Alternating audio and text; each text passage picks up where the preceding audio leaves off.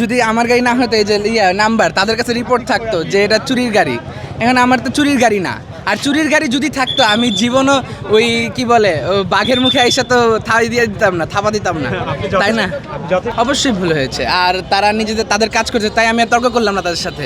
তারা অবশ্যই তাদের সাথে তারা আমার কি কেউ আছে বাবার বয়সী, কেউ আছে বড় ভাইয়ের বয়সী, তাই আমি আর তর্ক করতে গেলাম না। আমি ভুল করছি।